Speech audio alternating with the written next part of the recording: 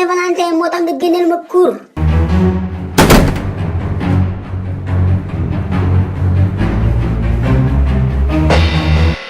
tey rek ma rey la yow sulu. way sama ndey kuuru rof.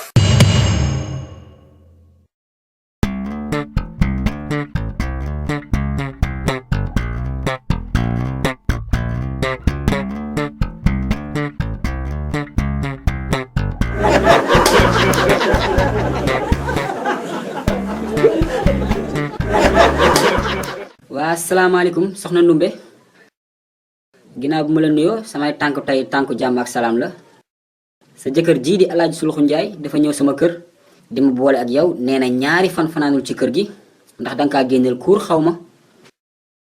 hey chef de quartier hey du kuur kese de kuuru roof la kuuru roof. waa Alaaji Sulux may gali ngir yàlla kilifa nga kuur rek la. waa chef de quartier ba moom wax na la lu mu def.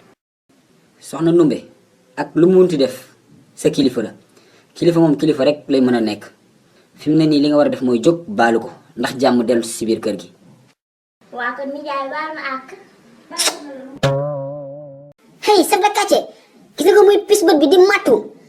chef de quartier kii je la connais on a fait plus de 30 ans de mariage c'est un assassin international. chef de quartier kii sanguinaire la. déedéet chef de quartier déedéet gëmuma ko indil kaamil mu waat balaa ngaa ñibbi. ah chef de quartier danga may ree yow ma wóola pour nga dimbali ma nga may ree ak sama bakkanu doom laa la waatal de duma la ko baal chef de quartier.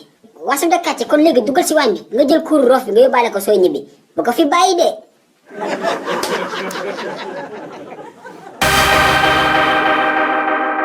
eh chef de quartier taxawal bul dem. ki attan na tàngal ndox sa sotti ma ko daf may soode c'est un assassin sanguinaire la.